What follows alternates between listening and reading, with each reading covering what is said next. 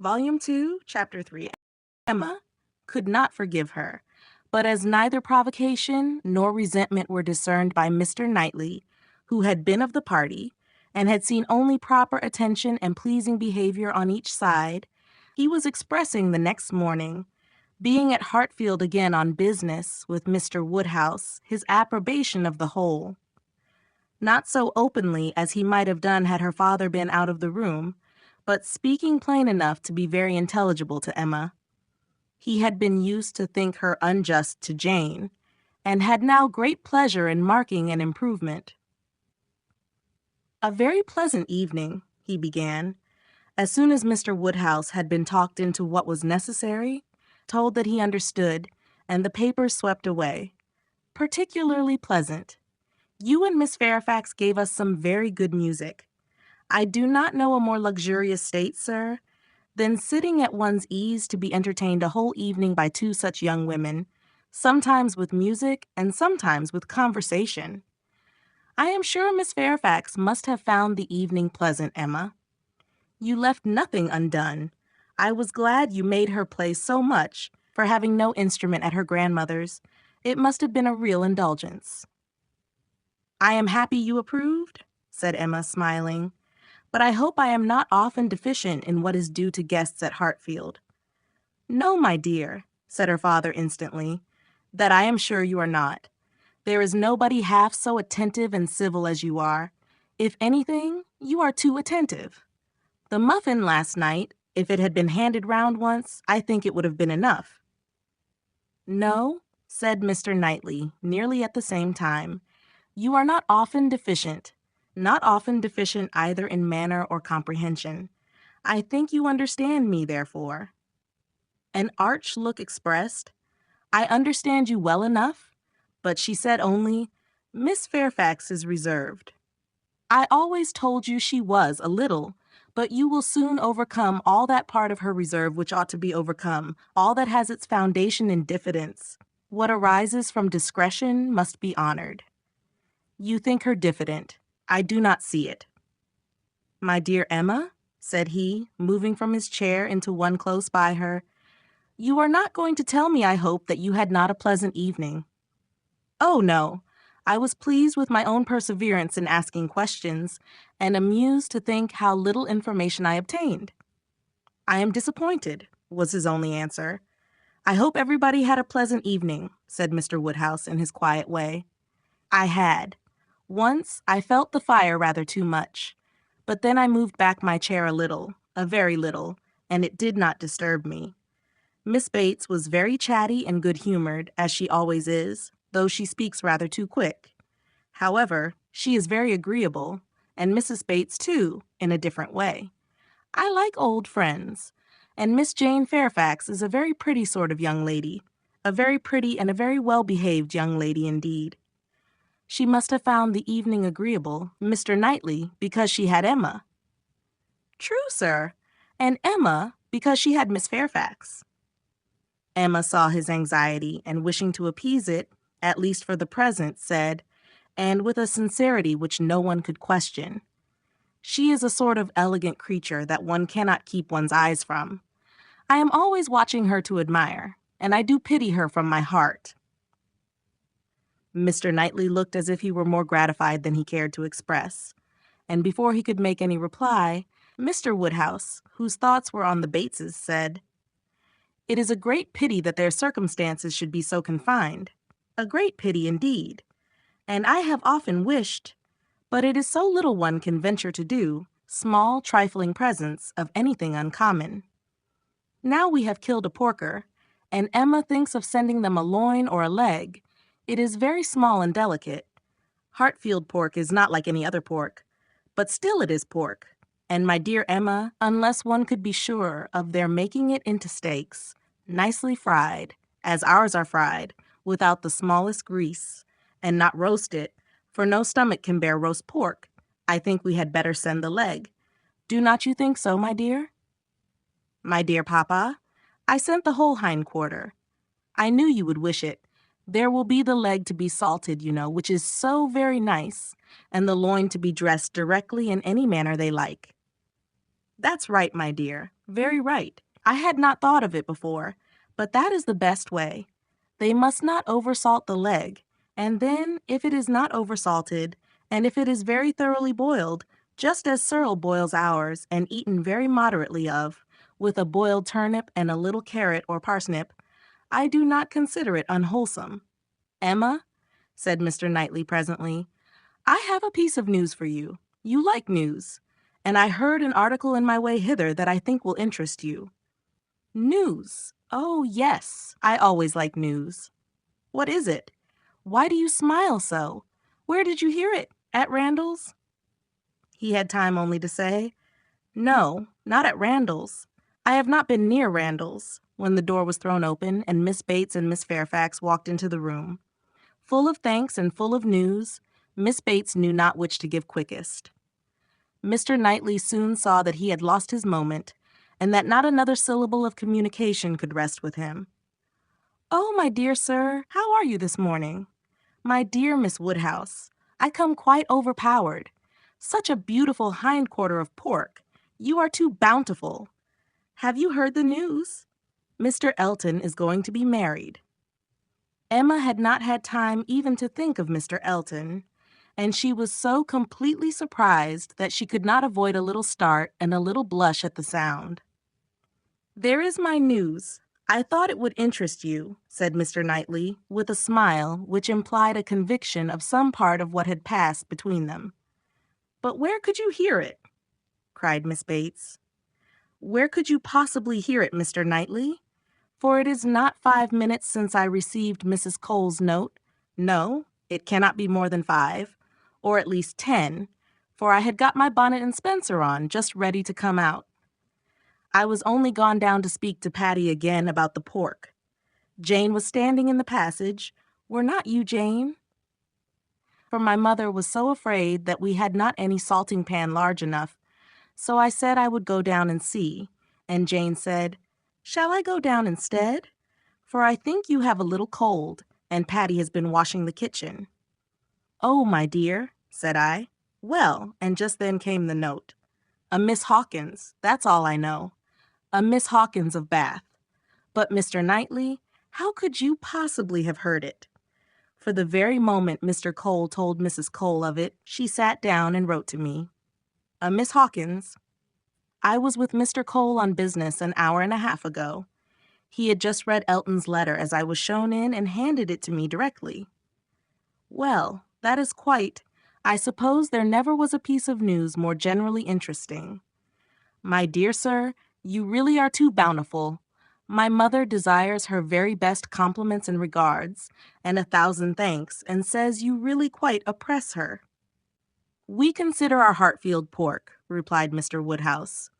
Indeed, it certainly is so very superior to all other pork, that Emma and I cannot have a greater pleasure than, Oh, my dear sir, as my mother says, our friends are only too good to us.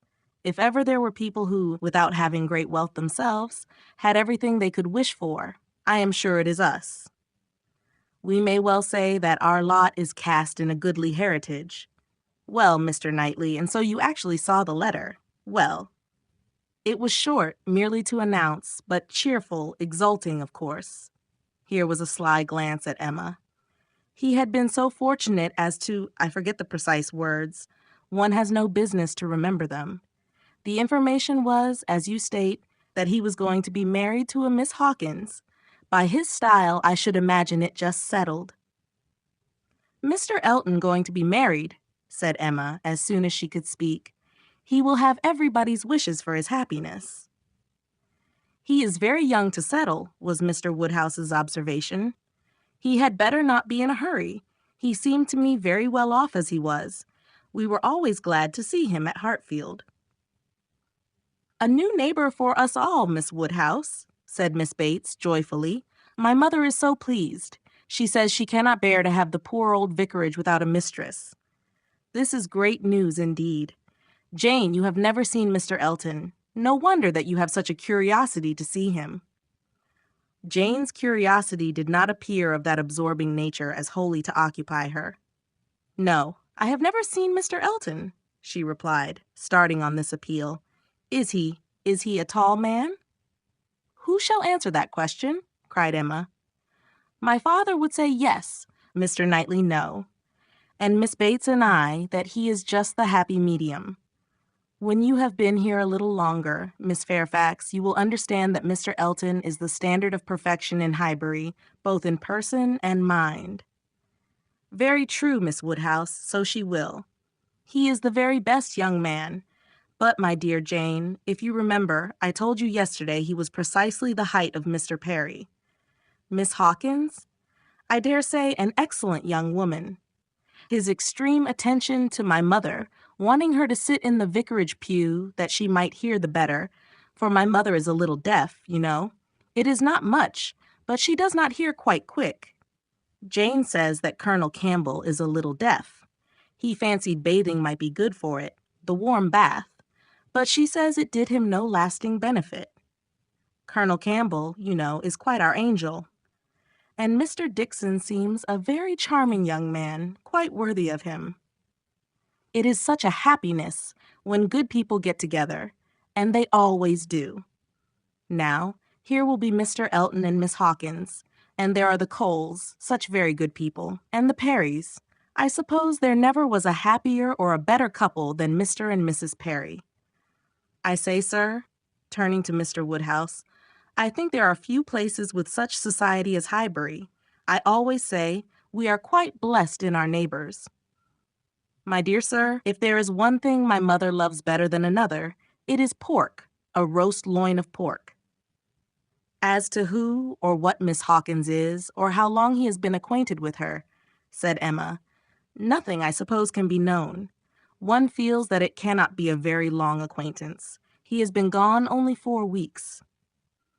Nobody had any information to give, and after a few more wonderings, Emma said, You are silent, Miss Fairfax, but I hope you mean to take an interest in this news. You, who have been hearing and seeing so much of late on these subjects, who must have been so deep in the business on Miss Campbell's account, we shall not excuse your being indifferent about Mr. Elton and Miss Hawkins. When I have seen Mr. Elton, replied Jane, I dare say I shall be interested, but I believe it requires that with me.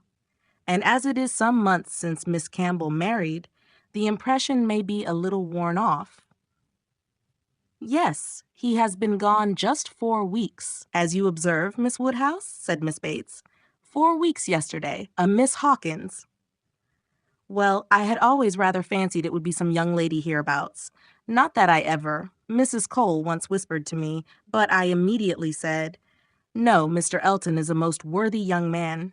But, in short, I do not think I am particularly quick at those sort of discoveries. I do not pretend to it. What is before me, I see. At the same time, nobody could wonder if Mr. Elton should have aspired.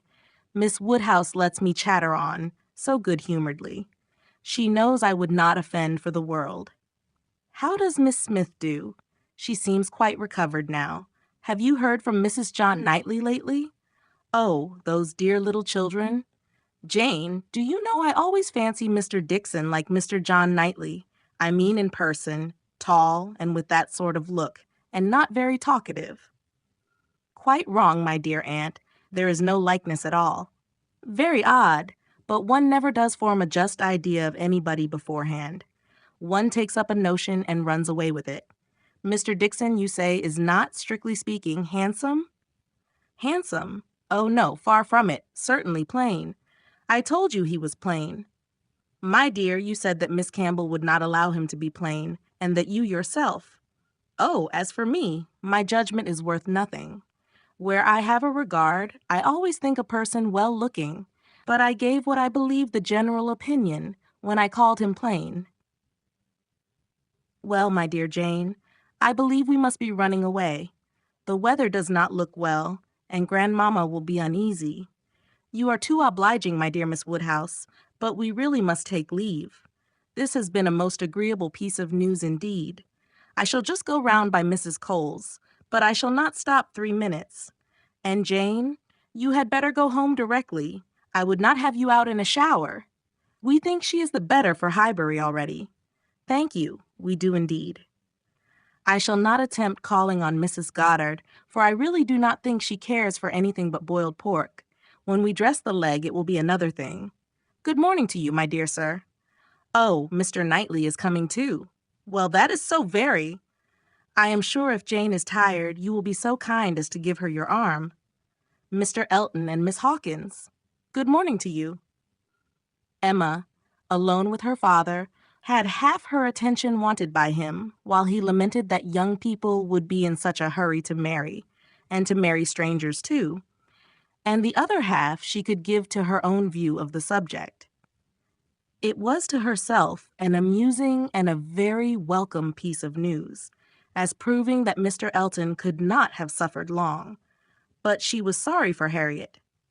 Harriet must feel it, and all that she could hope was, by giving the first information herself, to save her from hearing it abruptly from others. It was now about the time that she was likely to call, if she were to meet Miss Bates in her way. And upon its beginning to rain, Emma was obliged to expect that the weather would be detaining her at Mrs. Goddard's, and that the intelligence would undoubtedly rush upon her without preparation. The shower was heavy, but short, and it had not been over 5 minutes when in came Harriet, with just the heated, agitated look, which hurrying thither with a full heart was likely to give, and the, "Oh, Miss Woodhouse, what do you think has happened?" which instantly burst forth, had all the evidence of corresponding perturbation. As the blow was given, Emma felt that she could not now show greater kindness than in listening, and Harriet, unchecked, ran eagerly through what she had to tell. She had set out from Mrs. Goddard's half an hour ago. She had been afraid it would rain. She had been afraid it would pour down every moment. But she thought she might get to Hartfield first. She had hurried on as fast as possible. But then, as she was passing by the house where a young woman was making up a gown for her, she thought she would just step in and see how it went on. And though she did not seem to stay half a moment there, soon after she came out, it began to rain, and she did not know what to do. So she ran on directly, as fast as she could, and took shelter at Ford's. Ford's was the principal woolen draper, linen draper, and haberdasher's shop united, the shop first in size and fashion in the place. And so there she had sat, without an idea of anything in the world, full 10 minutes perhaps, when all of a sudden, who should come in? To be sure, it was so very odd. But they always dealt at Ford's. Who should come in but Elizabeth Martin and her brother? Dear Miss Woodhouse, only think. I thought I should have fainted. I did not know what to do. I was sitting near the door. Elizabeth saw me directly, but he did not. He was busy with the umbrella. I am sure she saw me, but she looked away directly and took no notice, and they both went to quite the farther end of the shop, and I kept sitting near the door. Oh, dear, I was so miserable. I am sure I must have been as white as my gown. I could not go away, you know, because of the rain, but I did so wish myself anywhere in the world but there. Oh, dear Miss Woodhouse.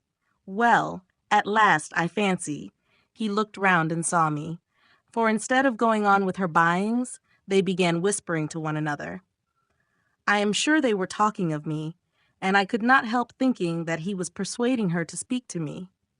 Do you think he was, Miss Woodhouse? For presently she came forward, came quite up to me, and asked me how I did, and seemed ready to shake hands if I would. She did not do any of it in the same way that she used. I could see she was altered. But, however, she seemed to try to be very friendly, and we shook hands and stood talking some time. But I know no more what I said. I was in such a tremble. I remember she said she was sorry we never met now, which I thought almost too kind. Dear Miss Woodhouse, I was absolutely miserable. By that time, it was beginning to hold up, and I was determined that nothing should stop me from getting away. And then, only think.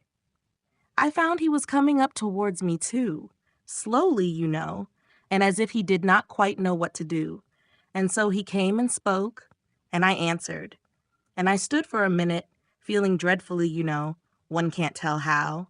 And then I took courage and said it did not rain and I must go.